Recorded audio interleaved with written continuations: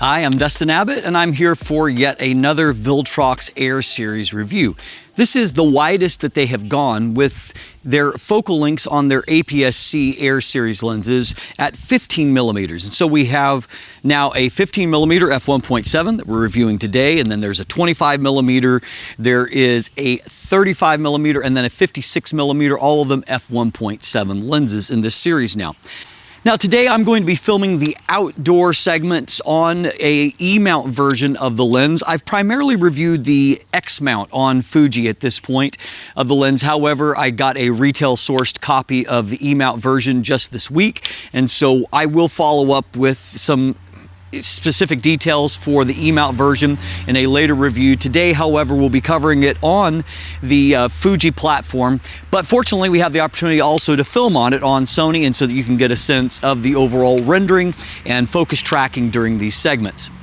This lens is a little bit more expensive than previous lenses in the Air series, coming in at $239 US, though you can get that discounted somewhat if you look at the coupon code that's in the description down below.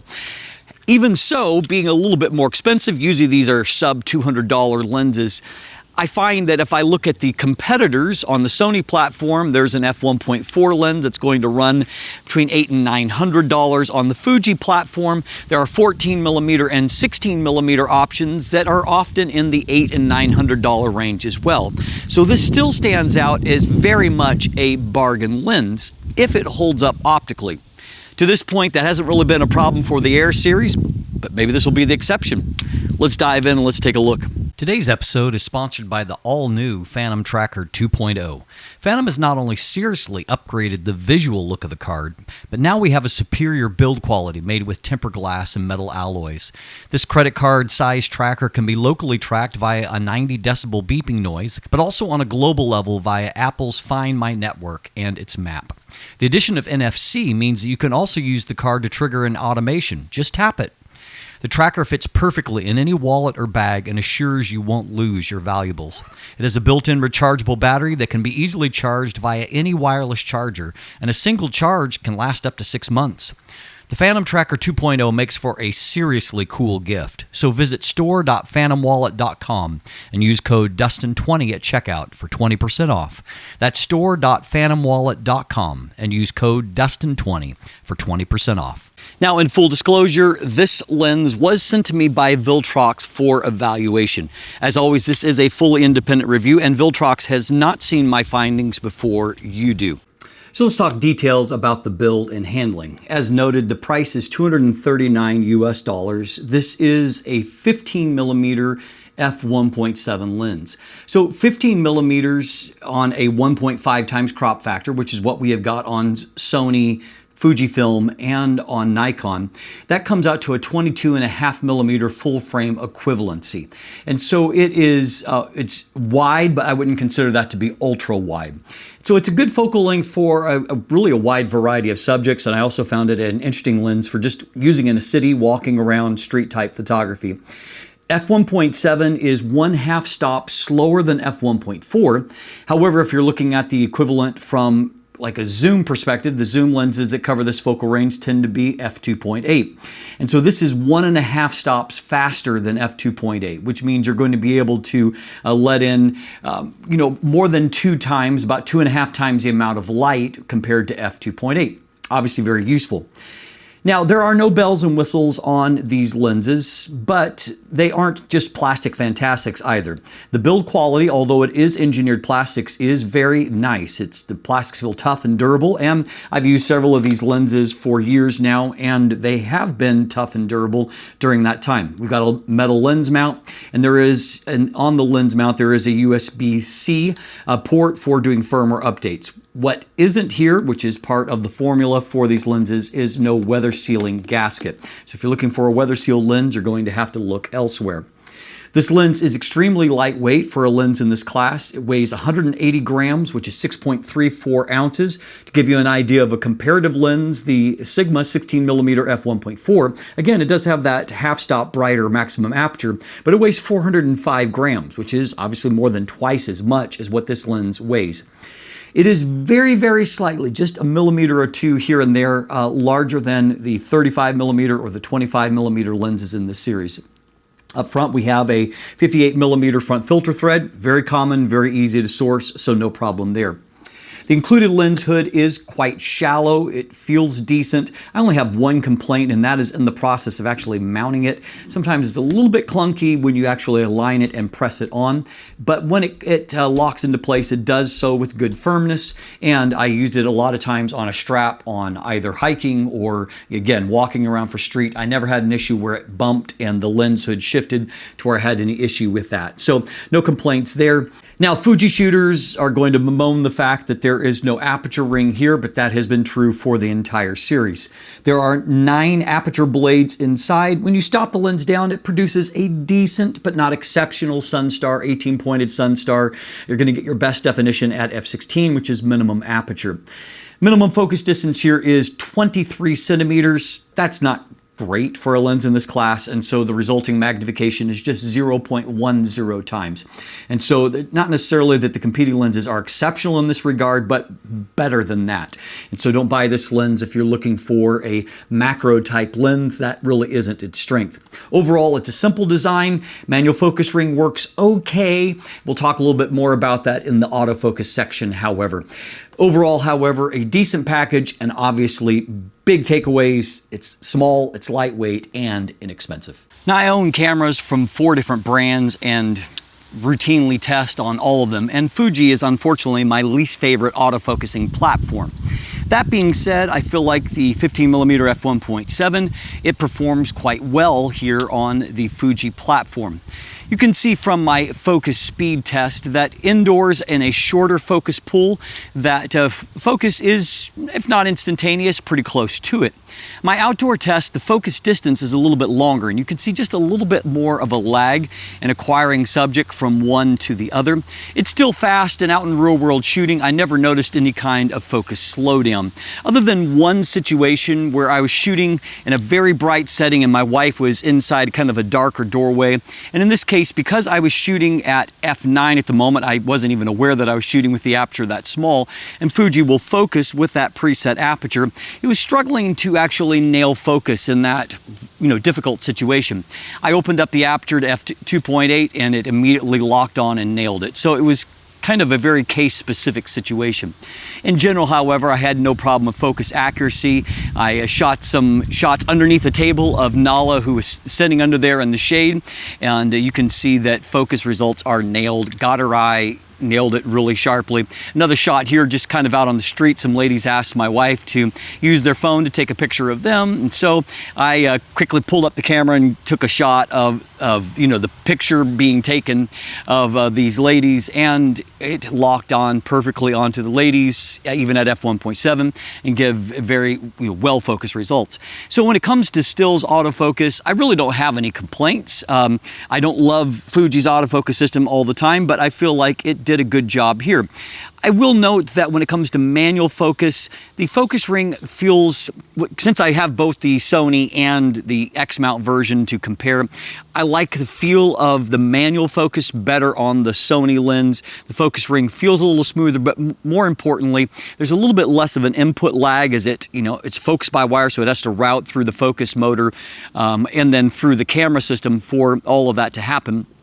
And I found that it just was a little bit more seamless, less lag on Sony. But again, that's pretty much par for the course. So my video AF tests actually were a little bit reversed from what I typically see. Often on Fuji, I don't get great results when I do the touch to focus when trying to force focus pulls from one subject to another.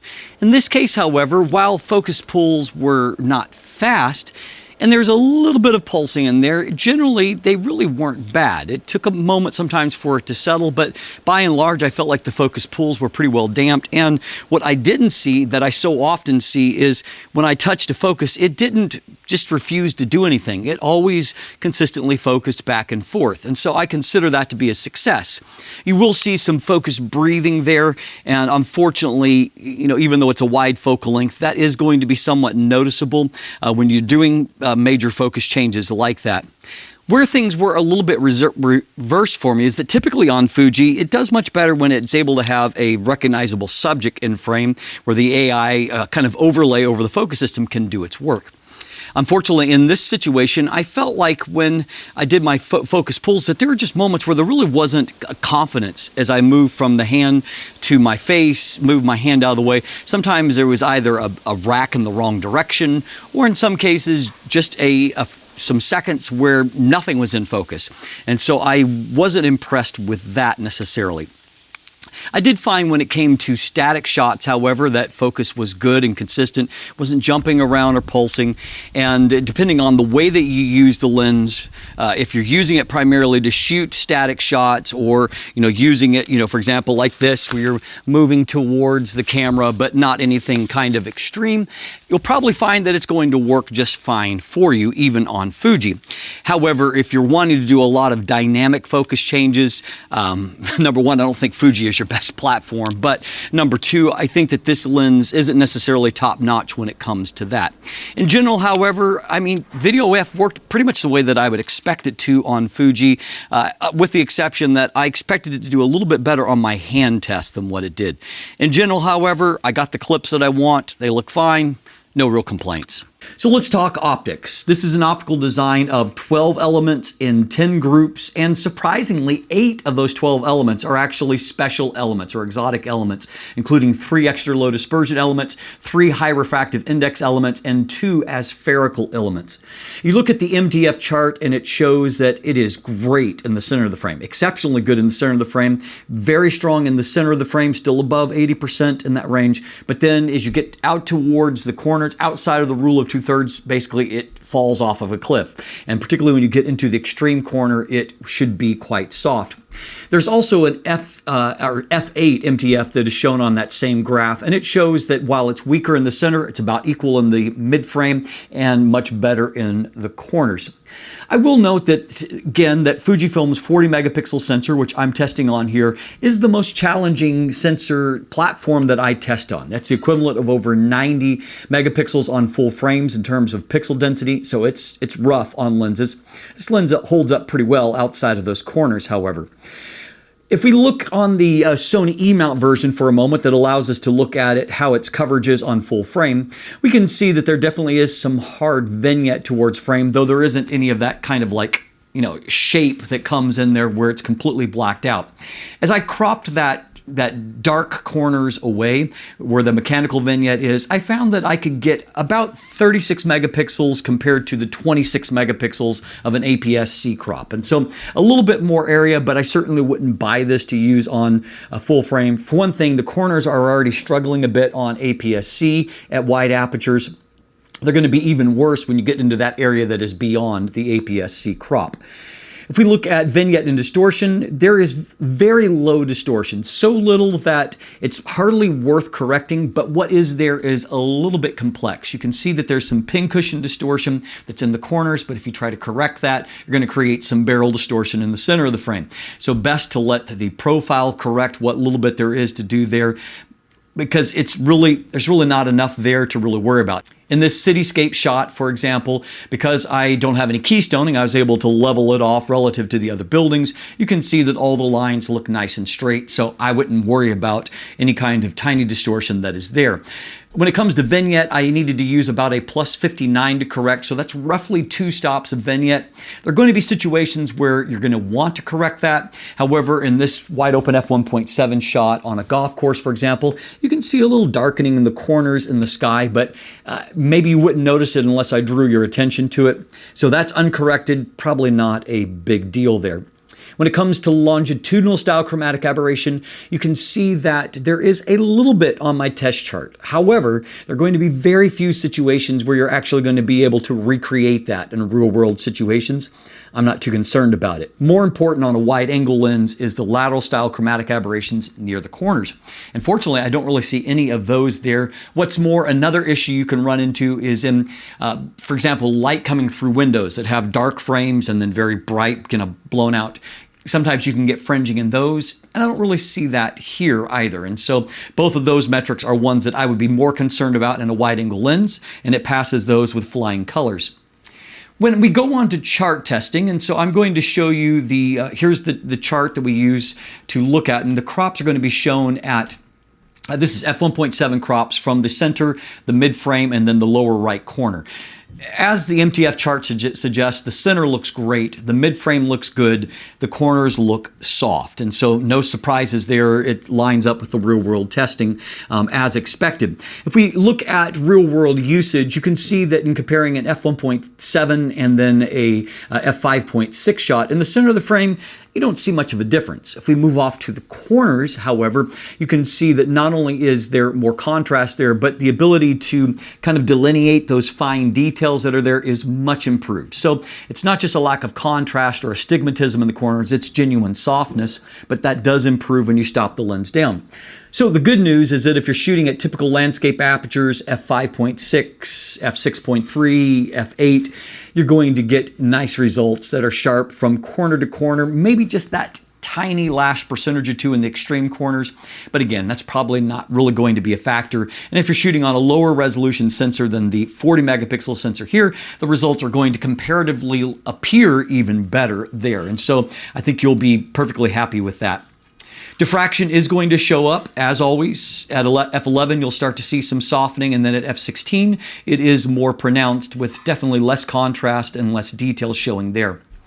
I found just in general in images, walking around, that colors and contrast look good. It seems to be a good match for Fuji's color science, which I really like, and colors look good. Flare resistance is a slightly mixed bag. If you're pointing right into the sun, as you might be doing in landscape type shots, not really a problem. However, if you get the bright light source off into corners or just out of frame, you can get a little bit more of ghosting or flashing type effects that will take place there. And this lens hood isn't really deep enough to block a lot of those side light situations. And so that's just something to watch out for. I suspect that a deeper lens hood probably would have created some additional vignetting. And so that's why they went with that smaller.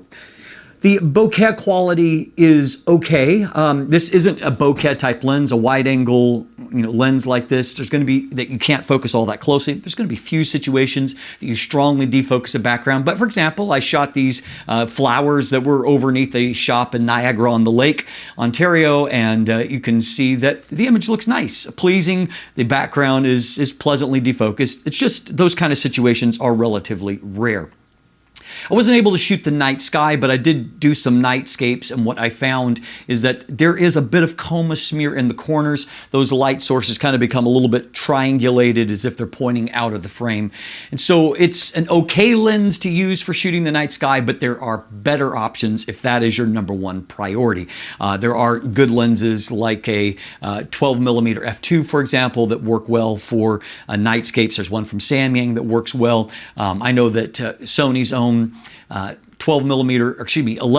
f1.8, if you're on the Sony side of things, it's also pretty decent for astro. So this is okay, and if you own just this lens, then by all means use it, but don't buy it specifically for that application. In general, however, as is often the case with this Air Series lens, this is a lens that punches way above its weight optically. And so my conclusion on the Viltrox Air 15mm f1.7 is that, above all, I was excited when Viltrox told me that this was going to be a wider focal length. I feel like pretty much everybody has done lenses between 23 and 56 millimeters over the past few years. We've got lots of options there. What we don't have is a lot of third-party alternatives at focal lengths either wider or longer than these. And so I was delighted to see this lens at a wider focal length. And of course, when you compare the $239 price tag to the alternatives that are available out there, this lens is an incredible bargain. And as we've come to expect from the Air series, while there's no bells and whistles, and of course here on Fuji, no aperture ring, and that's disappointing, but it is par for the course. We knew what we were getting with this lens. These lenses are tough, they're well built, and of course they optically punch way above their weight. And that's true even for this lens, even though it tackles a more demanding focal length. So at the end of the day, I suspect this is going to be another hit for Viltrox, because I think there are plenty of people that are looking for a wide angle prime for their APS-C camera that they can easily bring along, whether they're traveling, backpacking, or just want to put multiple lenses into a small camera bag. Now, if you want a deeper dive into performance, you've got two options. You can check out my full text review, which is linked in the description down below, along with some buying links and that discount code that I mentioned there. Or for those of you that are interested, we're now going to jump into a deep dive of the optical performance. Stay tuned.